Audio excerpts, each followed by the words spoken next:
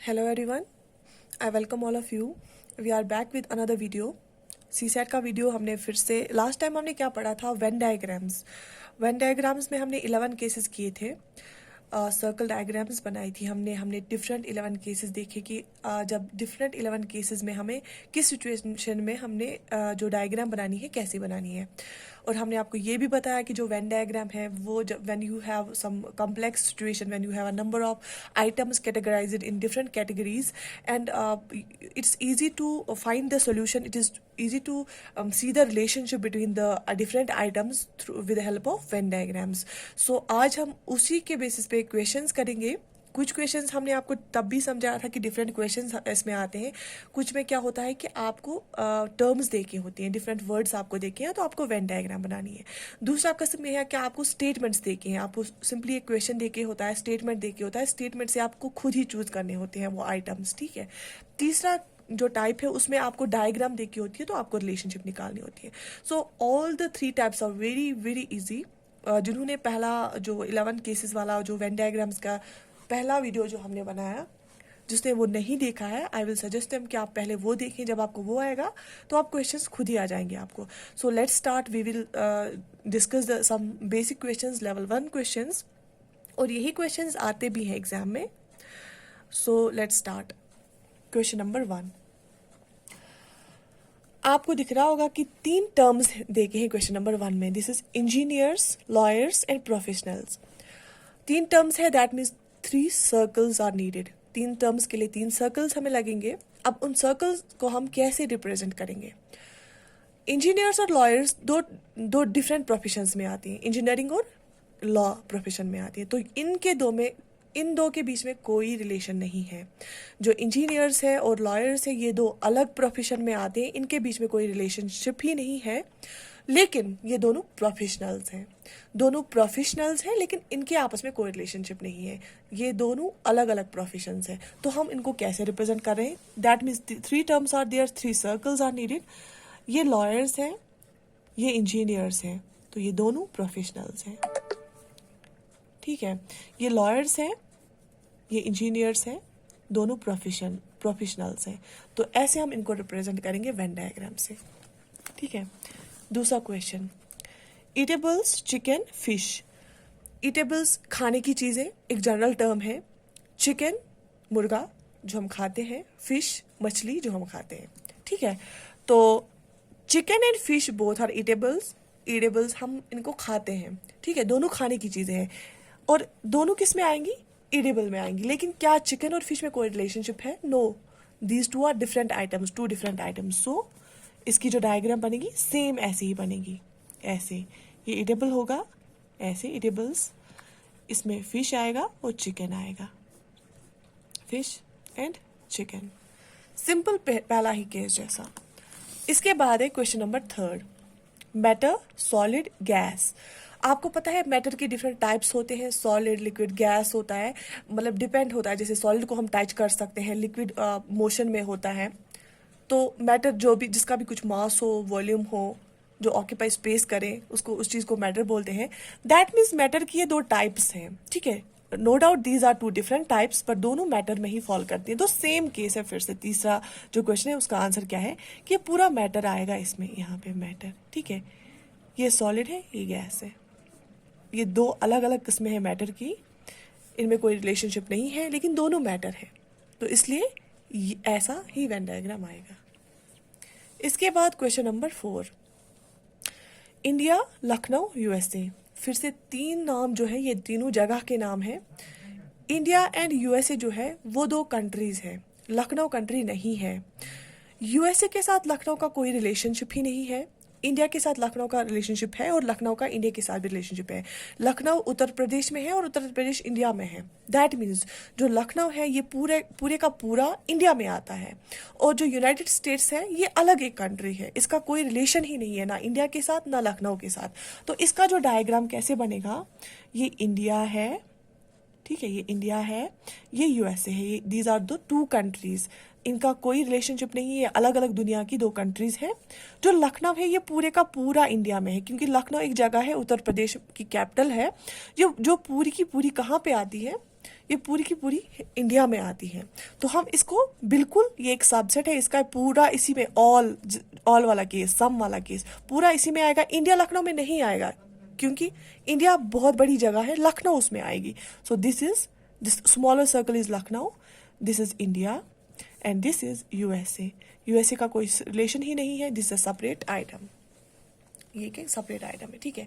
इसके बाद magicians, musicians and professionals. Magicians जो जादूगर होते हैं, म्यूजिशियंस जो बैंड म्यूजिक बजाने वाले होते हैं, ये दोनों प्रोफेशनल्स ही होते हैं। लेकिन म्यूजिशियन एक अलग प्रोफेशन है, मैजिशियन एक अलग प्रोफेशन है। तो फर्स्ट केस जैसा होगा कि ये दोनों प्रोफेशनल्स ही हैं, म्यूजिशियन ये है, मैजिशियन ये है, इनके बीच में कोई रिलेशनशिप नहीं है। ये एक अलग प्रोफेशन है मैजिशियन का और ये अलग प्रोफेशन है म्यूजिशियन का, ठीक है। दोनों प्रोफेशनल्स ही हैं। तो अब आपको समझ आया कि डिफरेंट केसेस को हम कैसे रिप्रेजेंट करते हैं डायग्राम में। तो ये 5 क्वेश्चंस वर्ड्स के बेसिस पे थे। अब हम देखेंगे जब आपका जो क्वेश्चन है वो स्टेटमेंट बेस पे आएगा तो आपको कैसे पिकअप करते हैं वर्ड्स और उनको कैसे वेन डायग्राम से दिखाते हैं। So let's move to question number 6। This is question number 6. In a marriage, both fish and chicken were served in the dinner. Some people took only chicken while some took only fish, but there were some vegetarian people who did not accept either. The rest accepted both fish and chicken.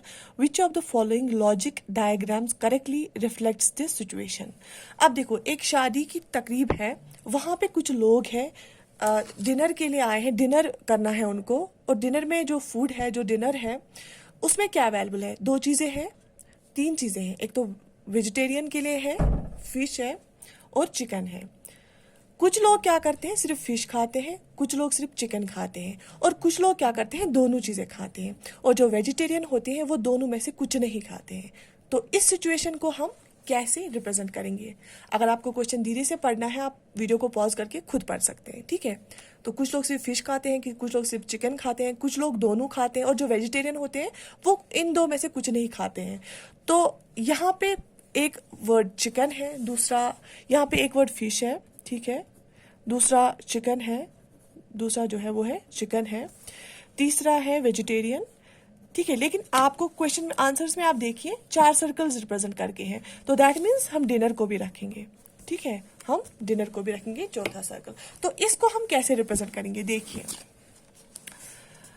ये dinner होगा क्योंकि 4 circles are there, सारा जो सबको dinner ही करना है, that means ये जो बड़ा वाला सर्कल होगा ये डिनर होगा, ठीक है। अब देखिए, कुछ लोग फिश खाते हैं, कुछ लोग चिकन खाते हैं, कुछ लोग दोनों खाते हैं, that means there is relationship, mixture partly related है। जो लोग फिश भी खाएंगे, चिकन भी खाएंगे, दैट मीन्स जो सर्कल्स हैं हम इसको अलग अलग नहीं दिखा सकते हैं क्योंकि कुछ लोग दोनों में से लेते हैं, ठीक है।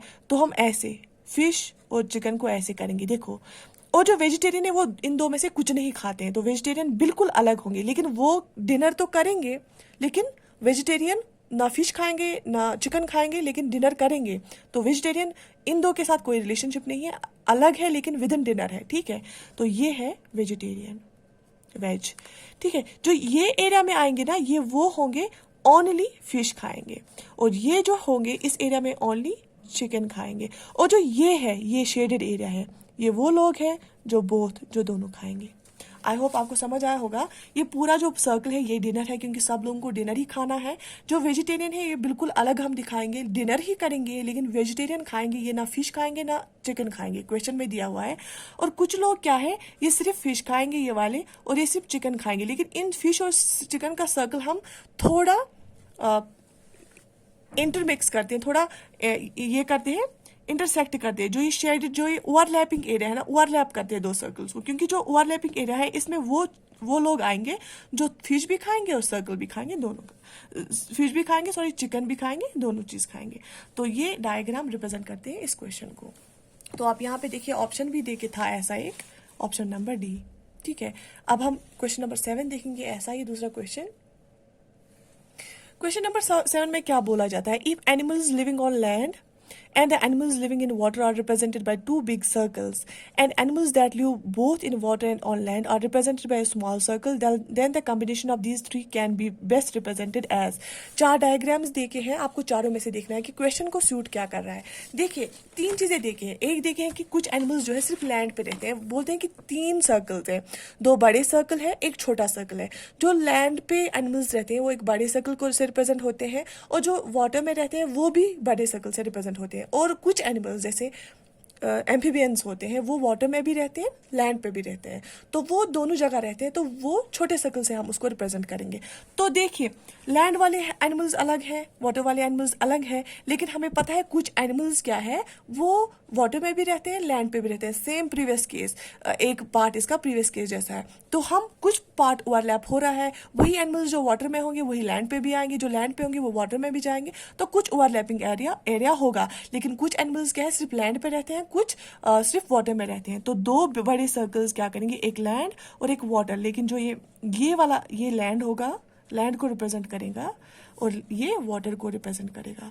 लेकिन जो ये एरिया है शेडेड, ये वाला एरिया ओवरलैपिंग एरिया, ये वो एरिया है, इसमें वो एनिमल्स रहेंगे जो वाटर में भी होते हैं, लैंड में भी होते हैं. लेकिन इन्होंने क्वेश्चन में बोला है कि जो एम्फीबियंस है, जो दोनों में रहते हैं, दोनों हैबिटेट्स में रहेंगे, वो किससे रिप्रेजेंट होगी, स्मॉल सर्कल से. जो वो स्मॉल सर्कल है वो पूरा इसमें आएगा.